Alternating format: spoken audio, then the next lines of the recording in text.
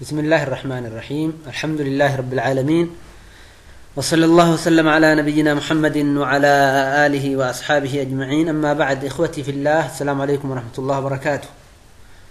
دوبا سرتي وني ولينبرنو برمسكينا ك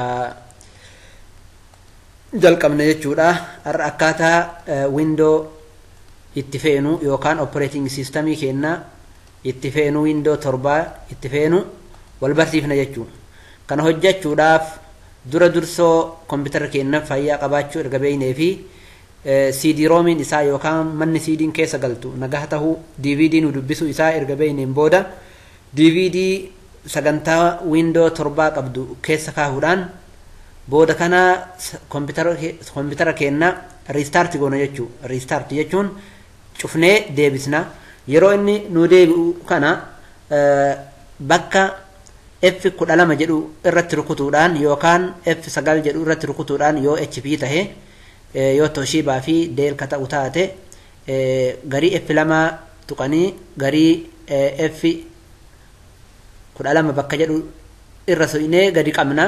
yeroo gadi qabnu filannoo nu dhiheessaa CD-ROM irraa ka'uu barbaadamoo DVD irraa ka'uu barbaadamoo flash irraa ka'uu barbaadanuun jedha. Boota qastiin gadi akeetu yookaan arrow boota jedhamtu kanaan ta keyboard irra jirtu sanaan irra gadi deemnee filachuudhaan DVD irraa ka'e jenneeni bakka enter jedhu irratti rukunna. Keyboard irraa bakka enter jedhu erga filanneen booda rukunna jechuu. Yeroo rukunnu booda wanni nu bahu fakkeenya kanaati. fakkeenya kanaatuyyuu nu baha jechuudha. maal jechuu kun press any key to boot from CD or DVD ka jedhu kanatuyyuu nu baha jechuu. yeroo kuni nu bahe jechu kuni yeroo jechu kuni nu bahe duuba maal goona irratti enter jennaani enter jennaan jechuudha.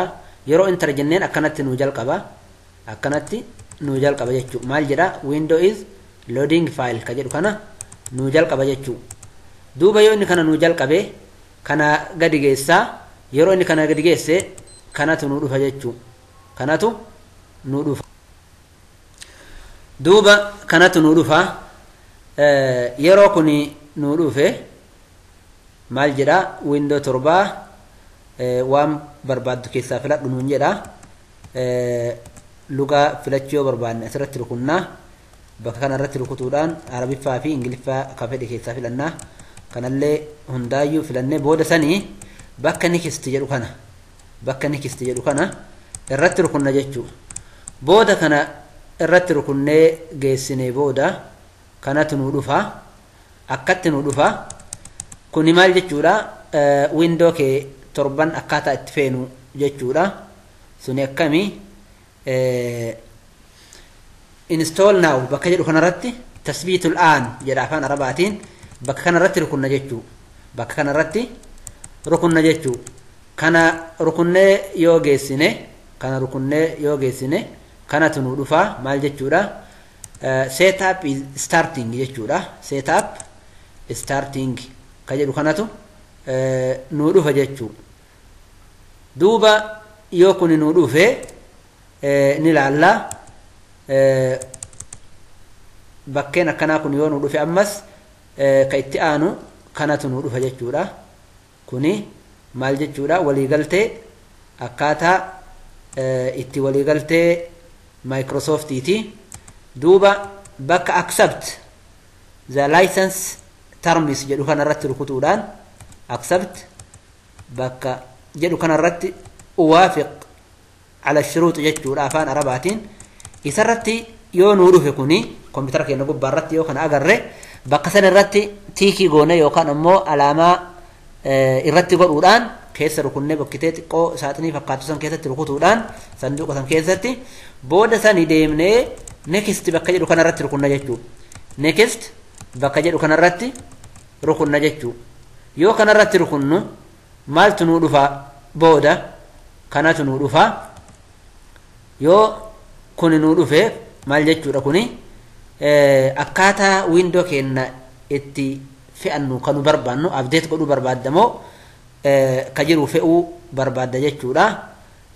kanaaf filannoon keenna katahuu qabu filannoon keenna katahuu qabu bakka custom jedhu kana jechuun bakka custom jedhu kana afaan arabaatti mukhassas jechuudha mukhassas tasbiit mukhassas jechuudha isarratti rukunna yeroo isarratti rukunnu safhaa tanatu nuu baha jechuudha yeroo safhaan tun nuu baate ni laallaa waan isin jettu laallaa speesiin yookaan saayiziin hard diskii teennaa meeqa akka taate firiin yookaan ka qullaa jirtullee meeqa akka taate kun asirratti nuu himaa waliigalatti hard diskiin teenna yoo 20 taate firii tajirtullee yookaan qullaa tajirtu waa irratti hin fe'amin 20 jechuun duuba yeroo kun nuu bahee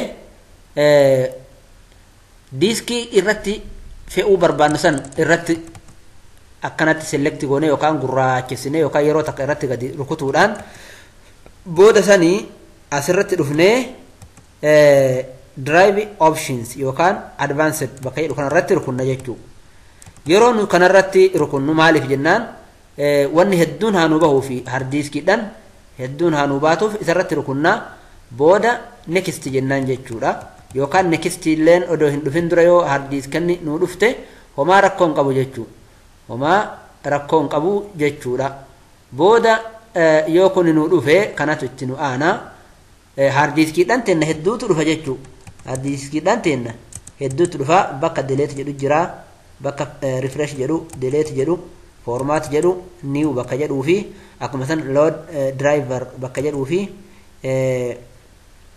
extend bakka jedhu kana kanatu nu dhufa yoo keessa haquu barbaanne delete bakka jedhu kanarratti rukunnaa yoo format goonee hard diskii teenna qullaa keessaa goonee waan jiru deebifnee fe'uu barbaanne bakka kanarratti rukunna jechuu yoo ammoo akkuma jirtutti itti fe'uu barbaanne yookaan haarawa irratti uumuudhaaf new bakka jedhu kanarratti rukunna jechuu eegasanii next bakka jedhu irratti rukunna yoo next jedhu bakka jedhu rukutuu baannee dhiifne nuun fe'u kanaaf next bakka jedhu kanarratti bakka next jedhu kanarratti next jechuun attaalii jechuudha isarratti ka itti aanu jechuudha isarratti rukunna jechuu booda kana akkanatti nu dhufa windoon teessan jalqabamtee yeroo geeffamtu yookaan yeroo hojjetaa jirtu restart yookaan cufamtee waan deebituuf yeroo hedduullee sirraa fudhatu nu eegii nu obsi jechuudha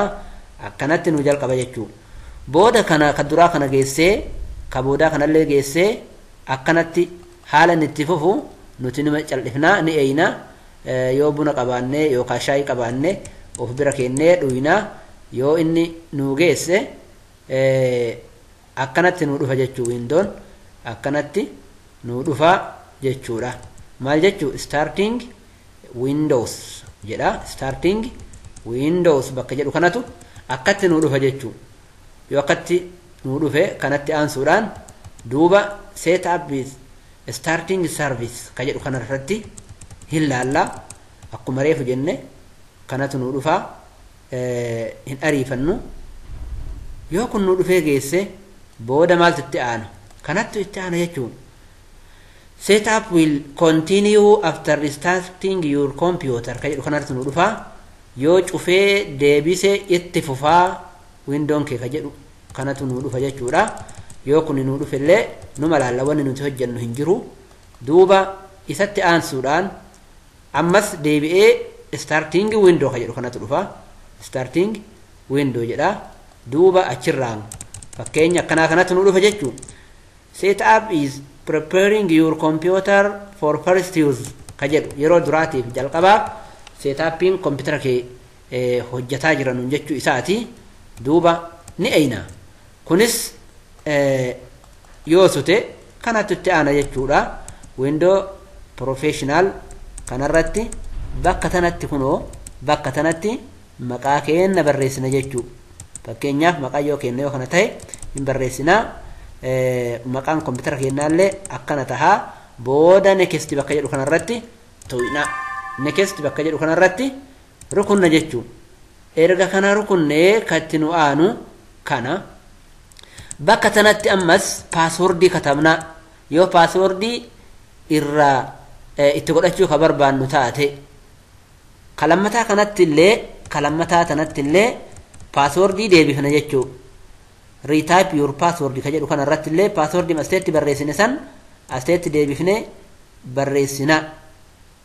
Tasadeessoo kana irratti ammoo waan itti yaadannu paaswordii keenya kana waan itti nu akeeku kan nu barreessine kanatti waan nu akeeku milikkata wahii godhanna. Fakkeenyaaf yoo Abu Eyman jennee paaswordii keenya godhanne kanatti illee Abu Eyman yoo jennee barreessine kanatti waan itti nu akeeku Abu faa jennee yookaan Abu Ey faa jennee yookaan Abu Eyman faa jennee maqama keenya guutuu barreessina jechuu.